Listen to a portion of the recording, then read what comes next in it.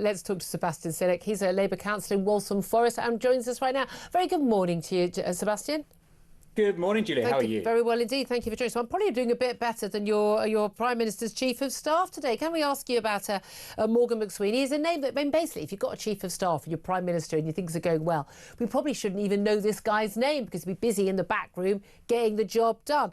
He was mastermind of the election victory, we're told, well, the defeat of the Tories anyway, and of also policy right now. I don't know if he's in charge of phase 1, phase 2 or whatever phase we're in this week, but he's got some questions to answer, according to the Tories, from they believe the police and the Electoral Commission over a £740,000 set of donations made to or think tank used to run, Labour Together, which weren't declared to the Electoral Commission as they were legally required to be. The organisation was fined quite considerably for failing to hand over, but we've now got a leaked email from a senior Labour lawyer seen by the Mail advising him to drop a claim that they said was not evidenced, unsubstantiated, that he'd been told these donations didn't have to be declared. I don't know why he would have thought that. And to say that it was an admin error. Does this suggest there was possibly a deliberate attempt to basically, you know, hide a huge amount, hundreds of thousands of pounds of donations into a think tank? We can never know, to be completely honest. I mean, we can do an investigation and find out. Yeah, and look, if the Electoral Commission wants to investigate, they should, and let's act on the basis of that rather than speculating on what the outcome might be. As I understand it, it seems that the conversation between Mcweeny and the Electoral Commission happened over the phone, and that is difficulty. There's no record of that, and that's why he has nothing to rely on when he makes that assertion. But it also seems like this was all wrapped up a long time ago. Clearly, there were some donations that should have been registered that weren't. That was a mistake. But then Labour Together wrapped that up. They paid the fine to the Electoral Commission, and that was that. Look, well, was that. In 2021, they paid that fine. But the claim was that it was down to an admin error. We've now got in writing, not a phone call, but in writing from a lawyer advising him that actually he should drop his unsubstantiated claim that he'd been told that the donations did not have to be declared, so that he had deliberately, it wasn't an admin error, he had deliberately not declared those donations because he believed that they didn't have to be declared. I still can't work out why he would have thought that with any organisation like this, as far as we understand how donations work to political organisations. This was about trying to basically move the party away from Jeremy Corbyn and towards someone like Keir Starmer getting elected. He then went on to become his Chief of Staff. But if actually he had to be advised by a lawyer, no, actually you have to claim it was an admin error, well, then it obviously wasn't an admin error. It was something he did deliberately. Now, to deliberately not declare these sums to the Electoral Commission, if that were the case, would be a criminal act. Should the police, should the Electoral Commission reinvestigate? If only, in your mind perhaps, to clear Morgan Mcweeny's name. Yeah, and look, I can see why he might have thought that as well. Labour Together is quite unusual as far as organisations go. Nominally, it's a think tank, and think tanks aren't registered or overseen by the Electoral Commission, and that creates all sorts of issues. There are loads of think tanks that are really shady and take money from all sorts and then campaign on their behalf. But then there is an element of Labour Together which the Electoral Commission thinks is more about campaigning. It falls under what a political party might do, and therefore comes under the auspices of the Electoral Commission. So I think that's where the confusion is, and that's where the disagreement is. So it is. There is a reason why this confusion has come about. I want to see everybody follow the rules. I want to see everybody go along with investigations, and I'm sure they will if one happens. We don't know whether one will happen. What's a bit weird to me in all of this is why the Tories are sticking their oars in. We have an organisation that looks after this. The Electoral Commission exists for a reason. Well, a lot of people act as world police on this one. A lot of people, including me, would have some big question marks about the, should we say, political inclinations and views of those who work at the Electoral Commission after the absolutely outrageous treatment of Darren Grimes, who ran Believe, a sort of youth sort of wing of Vote Leave, and the man was, I would say, bullied and harangued by the organisation and was found to have done nothing wrong whatsoever of donations. And certainly, you know, it seems to be very, very different. Oh, let's have a casual phone call with Morgan Mcweeny over this think tank. But when it comes to someone on the Brexit side, rather different treatment. We've seen what happened with investigations into Aaron Banks over the Leave.eu campaign. There does seem to be a lot more concern over certain political parties and political causes and their donations than there does over others. Two-tier justice at all, anyone? Labour Together was fined as well, which was the right. £14,000 for 3 years of undeclared donations totalling almost £750,000. How does the Electoral Commission decide what its fines are?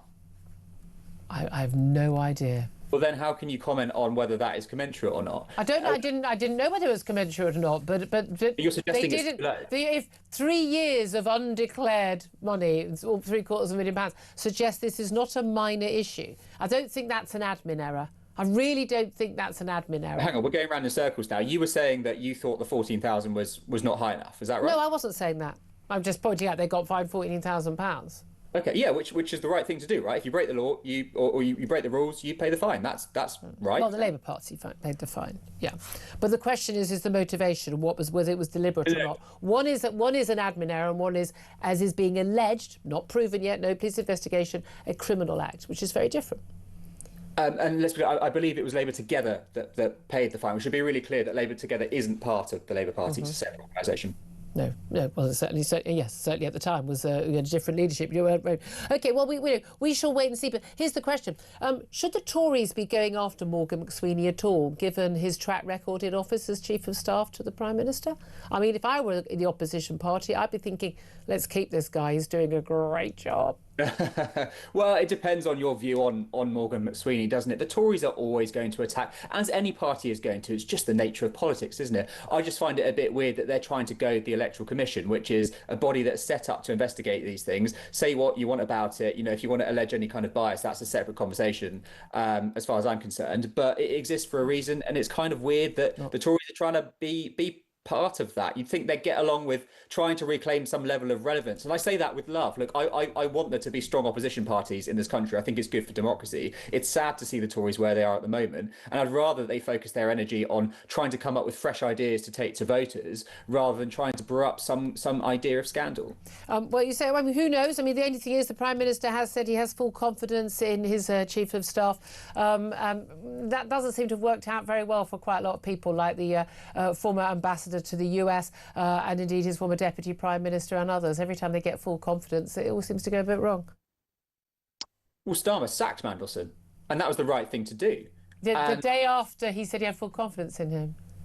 Yeah. And he had full confidence in Angela Rayner, and a few days later she had to resign. So does this bode well for Morgan Mcweeny, his Chief of Staff? Let's remember what happened, because it's really important that we talk about the details here. When he had full confidence in Angela Rayner, that was before the Ethics Commissioner came out with their report. Of course you can't have half confidence in someone, can you? It's a it was unfortunately after he knew that she had actually taken more legal advice. But there we go. Can I ask you about something else, because time is a bit short? We've had Donald Trump at the United Nations yesterday and criticising various things. I mean, an hour-long speech should have been 15 minutes. He went off criticising countries in Europe, basically saying countries are going to hell over uncontrolled migration and net zero and the like. He also had a dig at Sadiq Khan, and he basically said he's a terrible, terrible mayor. He's had more of words with Sadiq Khan going all the way back to 2016. And he basically said Sadiq Khan, which I think he hinted, he's trying to bring Sharia law to London. This is what Sadiq Khan has just said in response to those attacks from Donald Trump. He said, I think President Trump has shown he is racist, he is sexist, he is misogynistic, and he is Islamophobic. What do you say to that?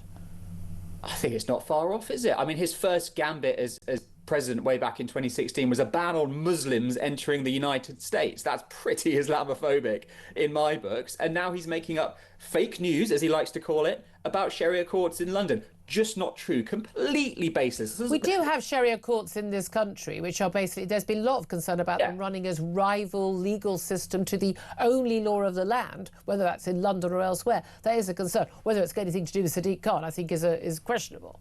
But, well, that's it. And let's remember that Sharia courts have absolutely no legal basis in this country. No, however, they are often being treated as if they do. But by people who buy into them, which is not me, it's not you, it's people who want to do that. And if they want to do that, that's absolutely fine. They can crack on. But and it doesn't affect anybody else. But the fact that Trump is saying this about London, it really upsets me, because we are the greatest city in the world. We are the greatest city in the world. We happen to have a Muslim mayor. And the fact that he is being targeted for that fact, he's being pinpointed because of his religion, I find really, really tiresome. I just think it's people, we're better than that. I have a million criticisms of Sadiq Khan that I've taken up to him personally. But he's asked me, why are you always criticising him? I have no issue whatsoever with his skin colour, his religion. I think they're totally and utterly irrelevant. However, I have an issue with virtually all of his policies. I think London is the greatest city in the world. I've lived around the world in countries like, in Americans. I've lived in places like New York, which used to be great cities and absolutely are not anymore. However, I think I don't know anyone who lives in London who doesn't think we're going down the drain in terms of rising criminality and inability of people to buy homes, to sit with their families, a lot of problems in lots of other areas in our healthcare and everything. I just don't think there's anyone who lives in this city who doesn't think that things are going horribly wrong. And I hate to tell you, he's been the mayor for the last, 8 years? Yeah, look, I think we have got a housing crisis in this city. That is an indisputable fact. That's partly down to him and failing to build more homes. To an extent, we are the victims of our own popularity in London. I mean, look, I'm a councillor in East London. I sit on a planning committee. I do my best to sign off and to build as many quality homes as possible. And who do they go to? And who do they go to? Because you know a huge number of homes, new homes in this city, when they are built, they go to people who are foreign nationality. They don't go to born and bred Londoners.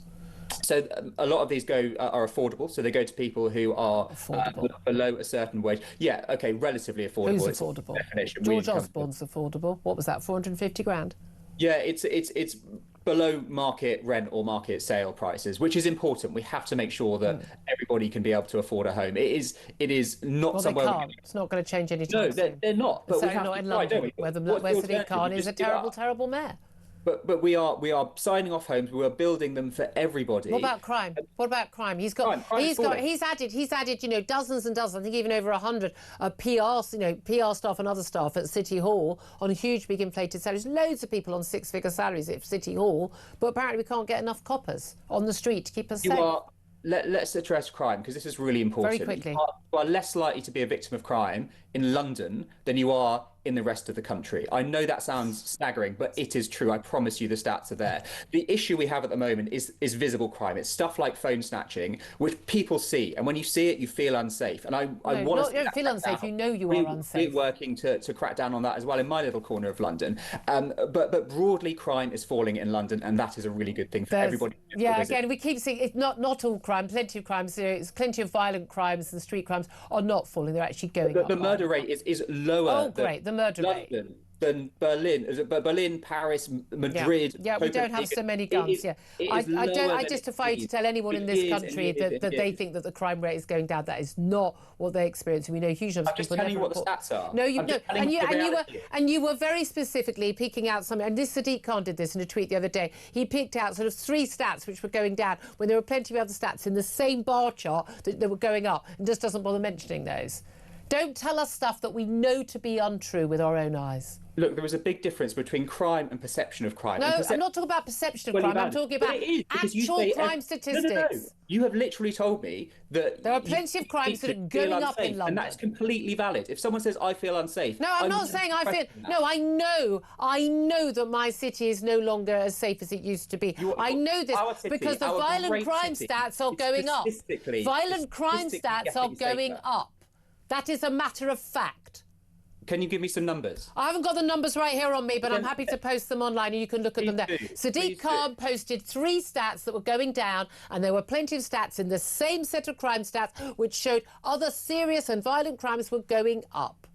I don't know what stats Sadiq has been talking about, so I can't comment on those. Well, I'll find it, and I'll find it in the break, and I'll post them, and we'll get you back on. But if you're a councillor and you don't know that some violent crime stats are going up in this city, then frankly, I don't know where you've been living all this time. Sebastian, we'll have to leave it there. We're desperately late for a break.